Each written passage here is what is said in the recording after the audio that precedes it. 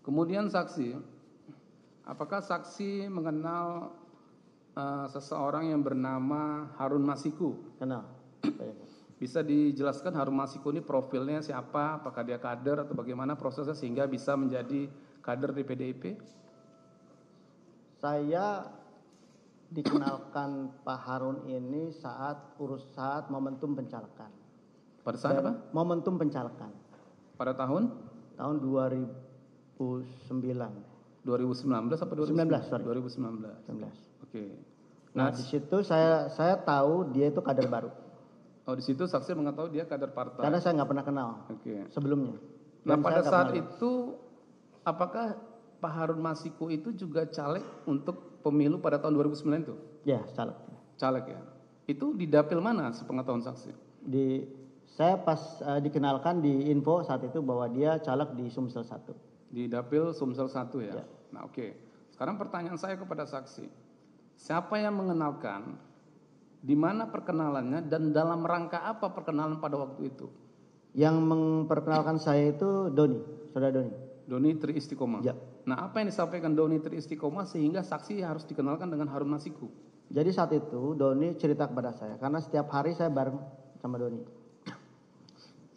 Doni cerita bahwa dia dapat perintah dari partai, sudah di pleno, sudah ada keputusan partainya untuk ada satu masalah di dapil Sumsel 1 di mana caleg terpilihnya meninggal dunia. Dan di situ partai memutuskan untuk keputusan partai itu untuk mengisi calon caleg terpilih di situ menjadi Harun Masiku. Sebentar saksi ya. Ya. Yang disampaikan Doni itu yang meninggal itu salah satu caleg atau caleg yang mendapatkan suara terbanyak pada waktu itu? Caleg yang kebetulan suaranya terbanyak. Itu yang disampaikan Doni ya? Sampai Doni. Jadi kita ngobrol dulu. Ngobrol ya? Diskusi dulu, ini apa ceritanya kan, seperti apa. Dia dapat penugasan itu dan dia minta bantu dibantu support, dan kemudian setelah itu ya sudah, mana orangnya kan gitu. Pada saat itu saksi kan menceritakan mendapatkan tugas partai untuk apa tadi? Untuk apa tadi tugasnya? Tugas Doni tadi yang disampaikan ke saksi. Tugas Doni itu untuk dia cerita dulu. Ya. Ceritanya apa? Dia cerita bahwa dia dapat tugas dari partai. Ada satu case di dapil Sumsel 1 di mana caleg terpilih yang suaranya terbanyak itu meninggal dunia. Dan kemudian atas nama Najrun Kemas. Dan suara terbanyak berikutnya itu Rizky Aprilia.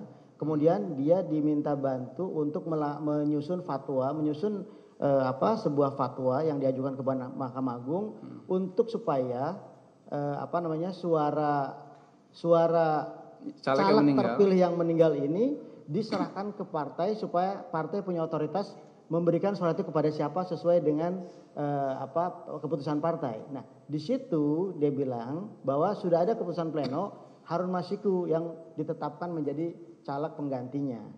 Di situ, dan kemudian Doni ya udah saya kenalin nih ke Harun Masiku. Di situlah saya kenalan. Ya. Nah, pada saat itu Doni menceritakan yang memberikan tugas kepada dia itu siapa? Pak Sekjen. Pak Sekjen ya. Nah, kemudian pertemuan saksi dengan Pak Doni dengan Harun Masiku itu di mana pada waktu itu? Saya lupa tempatnya. Biasanya bertemunya di mana? Kita biasa di kafe. Gitu. Ya, di kafe mana? Banyak ada di situ, yang paling dekat kan ada Megaria, terus dia ada di kafe yang di mall-mall seperti itu. Ya, ini kan ada di dapil saksi nomor 27, biasanya ketemu di Metropol Menteng atau di Mall Plaza Indonesia Grand Hyatt. Ya, betul. Seperti itu ya, sering ketemu di situ ya. Betul. Baik. Nah, kemudian saksi ya, pada saat pertemuan bertiga tadi, ya kan saksi diminta. Ya. Permintaannya apa? Diminta oleh Doni. Doni apa yang disampaikannya pada saksi? Diminta bantu. Diminta untuk bantu untuk menjalankan misi ini. Menjalankan misi. Ya. Apa istilahnya? Menjalankan bahwa misinya cuma hanya dua di situ. Satu, turun dari Mahkamah Agung itu semacam fatwa. Ya kan? Yang kedua adalah bagaimana Harun karena sudah dapat keputusan partai seperti itu harus jadi DPR RI. Gitu. Ya. Baik. Berarti pada saat itu Doni istri Istiqomah itu ada mengatakan akan mengawal perintah dari terdakwa ya? Ya. Selaku sekjen untuk pengurusan Harun Masiku. Ya. Ya. Baik. Nah kemudian pada saat itu apa yang saksi sampaikan kepada Harun Masiku dan Doni setelah ada permintaan dari Doni? Ya kami di situ diskusi Pak Jaksa. Ya. Ingat saya itu kita memang sebelum melangkah kita harus detailkan dulu materinya. Kita simpulkan di situ hanya ada 3 cara untuk mengganti untuk mengisi Harun ke jabatan tersebut. Yang pertama adalah pemecatan. Ya. Yang pertama adalah PAW, sorry.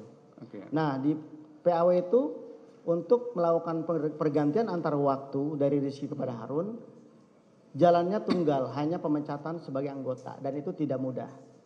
Itu dianggap hal yang tidak mungkin. Kenapa? Karena saat itu PD Perjuangan kan sudah menjadi partai modern Pak Jaksa, di mana artinya memang ini organisasi semua tata perilakunya, tata organisasinya sudah diatur oleh regulasi, oleh peraturan partai, sehingga itu kita geser tidak mungkin.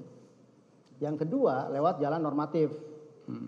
Yang kedua lewat jalan minta Rizky mundur. Itu diskusi kami saat itu pertama. Minta Rizky mundur ya? Itu salah satu solusi. Ya. Itu pun hampir tidak mungkin karena kan mana ada orang yang sudah berdarah-darah menjadi DPR rela mundur begitu saja tanpa kompensasi. Kalaupun dengan kompensasi itu belum tentu kan. Itu yang kedua. Yang ketiga adalah secara normatif melalui jalur hukum. Ya. Nah, Doni saat itu sedang mengupayakan fatwa Mahkamah Agung. Jadi jalan itu yang kita tempuh saat itu. Ya. Dan di situ saya sama Doni, oke, kita jalan. Gitu ya. Itu. Oke, sampai situ dulu ya. Ya. Saya ingin mempertegas nih. Ya. Nah, pada saat saksi ikut terlibat ya. Ikut membantu lah, jangan terlibat. Ya. Ikut membantu pengurusan Harun Masiku ini. Ya. Sebenarnya, ya, ini di persidangan ini ya. Sebenarnya saksi itu diminta oleh Doni atau saksi yang minta ke Doni supaya saksi diikut sertakan? Awalnya saya tidak tahu Doni itu ngurus apa. Ya. Saya tidak tahu Doni juga sudah kenal sama Harun, saya tidak tahu. Doni yang memproklamirkan diri bahwa dia ada agenda ini. Kemudian dia ajak saya. Baik. Nah, pada saat saksi bertemu dengan Harun Masiku itu sudah ada ini belum? Penetapan bahwasanya Harun Masiku sudah ditetapkan caleg nomor berapa gitu? Oh, itu sudah selesai pileg Pak Jaksa. Sudah selesai. Ya. Itu sekitar bulan berapa saksi ingat? September mungkin, sekitar itu. Oke. Baik, ini ya, saya mau bertanya nih, soalnya ini ada perbedaan waktu nih. Ya. Baik, saksi. Nah, apakah terkait dengan pengurusan Harun Masiku, ya, saksi pernah dipanggil oleh terdakwa untuk mendapatkan arahan terkait dengan urusan Harun Masiku ini? Ya. Itu kapan? Izin Pak Jaksa, kalau waktu saya tidak ingat. Cuman seingat saya hari itu saya dibawa sama Doni ke kantor aspirasi. Di situ saya ketemu Pak Sekjen untuk ditegaskan bahwa memang ada perintah partai untuk urusan Harun Masiku dan saya diminta untuk mengawal kasus ini. Saya diminta bantu. Ini ada di BAP saksi nomor 42 ya. Ya. Di nomor 42, kemudian 43 juga, dan BAP nomor 31, 30 ya. Nah, di BAP ini saksi mengatakan bahwa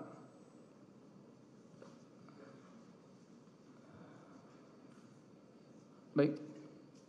Nah, di BAP ini saksi mengatakan saksi dipanggil atau dibawa oleh Doni pada waktu itu. Seingat saya karena Pak Sekjen juga tidak tahu saya dilibatkan. Seingat saya dibawa sama Doni untuk di rumah aspirasi ya? Betul. Di Jalan Sultan Syahrir nomor 12A Jakarta Pusat, benar ya? Betul. Nah, di BAP saksi nomor 42 ini saksi mengatakan di pertengahan tahun 2019. Ya, mungkin. Nah, makanya saya mau bertanya dulu nih. Duluan dipanggil oleh terdakwa atau duluan saksi bertemu Doni? Mana duluan? Doni dulu. Doni dulu. Nah, berarti ini masih di pertengahan tahun 2019. Ya. Seperti itu ya? Betul. Nah, kemudian pada saat itu apa arahan dari terdakwa kepada saksi dan Doni istri Istiqomah? Bahwa satu saya sudah jelaskan juga di BAP bahwa ini ada keputusan partai, tolong dikawal. Ya, awal seperti itu ya? Ya. Nah, saksi ada bertanya pada waktu itu,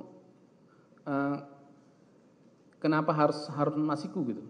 Ada nggak? Dulu sebagai kader kita nggak hanya menjalankan tugas ya. Baik. Nah kemudian saksi ya terkait dengan kronologis ya,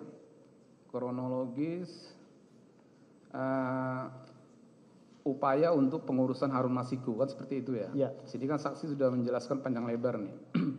Jadi awal mula atau persoalan yang diproses, yang diupayakan oleh DPP pada waktu itu yang saksi mendapatkan perintah oleh terdakwa pertengahan bulan Juni tadi, itu apa saja yang sudah dilakukan oleh DPP yang saksi ketahui? Yang saya tahu DPP melakukan kegiatan surat menyurat dan korespondensi semacam itu kepada Mahkamah Agung untuk permintaan fatwa. Setelah turun dari Mahkamah Agung fatwa, baru DPP berkirim surat kembali kepada KPU dengan melampirkan fatwa tersebut, di mana memang harapannya KPU menjalankan apa yang difatwakan oleh Mahkamah Agung. Baik, saksi ya. Ini saya pelan-pelan nih karena ada beberapa kegiatan yang dilakukan partai yang harus saya tanyakan secara sistematis gitu ya. Nah baik, tadi kan Doni mengatakan dia mendapat penugasan untuk melakukan upaya hukum ke Mahkamah Agung ya terkait dengan mengamankan perintah partai karena ada salah satu caleg di Dapil Sumsel 1 yang meninggal dunia senama Najarudin Kemas. Kan seperti itu ya. Nah, apakah Doni ada menceritakan kepada saksi bahwa DPP PDIP sudah mengirim surat uji material kepada Mahkamah Agung? Betul. Benar ya? Nah, kemudian apakah permohonan surat itu dikabulkan oleh Mahkamah Agung sepengetahuan saksi? Iya, betul. Benar ya? Betul. Jadi saksi ada mengetahui ada surat keputusan Mahkamah Agung seperti itu? Betul. Betul ya. Nah ini ada di BAP saksi yang mulia nomor 49. Saya bacakan suratnya yang mulia.